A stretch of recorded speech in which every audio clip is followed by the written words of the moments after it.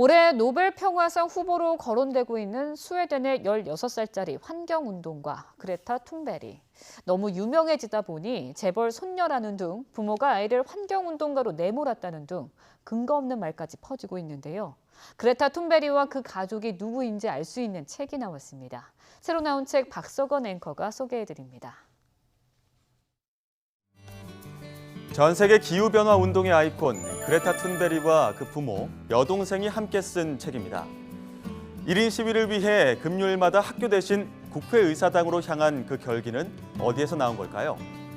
이 책은 유명 오페라 가수인 엄마와 연극 배우인 아빠, 두 딸이 함께 환경운동에 앞장서게 된 경험담을 담고 있습니다. 신경정신질환인 야스퍼거 증후군을 앓고 있는 그레타가 왜 직접 행동할 수밖에 없었는지, 그 가족은 실제 어떤 실천과 생각을 하고 있는지를 알 수 있습니다. 원로 소설가 김승옥의 중단편선이 나왔습니다. 김승옥은 1960년대 우리 문학의 대표 작가로 감수성의 혁명이라는 찬사를 받았죠.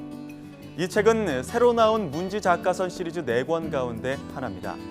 서정인, 이청준, 윤은길 등 대표적인 4.19 세대 작가들의 중단편을 모은 시리즈입니다. 사회의 격변 속에 갈등하는 개인의 내면을 탁월하게 표현한 작가들이죠.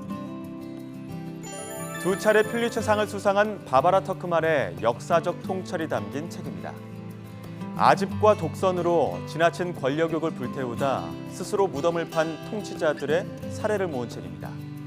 이스라엘 민족을 갈갈이 찢은 르호보암에서 시작해 개혁보다는 타락을 택한 르네상스 시대 교황들, 베트남과 가장 긴 전쟁을 치른 미국 등 3,000년을 이어온 똑똑한 바보들의 역사를 서술하고 있습니다.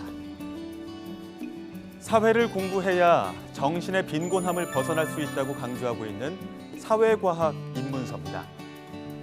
노 아벨을 외쳐온 저자는 자본과 미국의 종속, 시대착오적 역사인식 등 일본의 문제를 낱낱이 지적하고 있습니다.